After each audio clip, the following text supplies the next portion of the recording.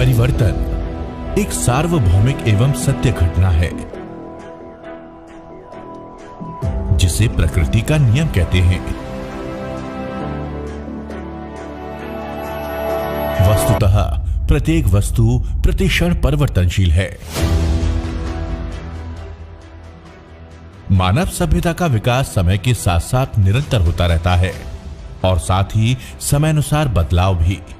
मानव जगत के विकास में क्रमशः आग का आविष्कार, पहिए का आविष्कार, मनुष्य का खेतीबाड़ी करना इत्यादि आदिकाल से होता रहा और मनुष्य की जीवन शैली निरंतर बदलती रही। आगे चलकर औद्योगिक विकास और तकनीकी विकास की बदौलत मनुष्य का जीवन बेहद आसान हो गया। पूरे वैश्विक विकास के साथ साथ हमारे देश में भी निरंतर विकास होता रहा, परंतु हमारे देश में विकास की गति से ज्यादा तेज जनसंख्या वृद्धि की गति होने लगी। समूचे विश्व में भारत की जनसंख्या दूसरे नंबर पर है, जबकि क्षेत्रफल की दृष्टि से हमारा देश 7वें नंबर पर है। परिणाम स्वरूप संसाधनों का अभाव स्वाभाविक होने लगा।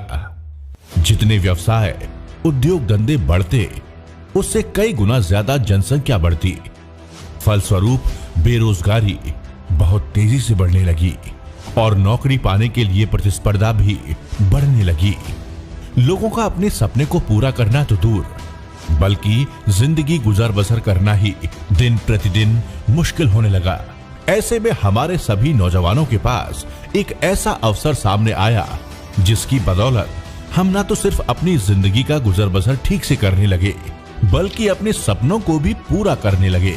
और इस जादुई अवसर का नाम है डायरेक्ट सेलिंग बिजनेस।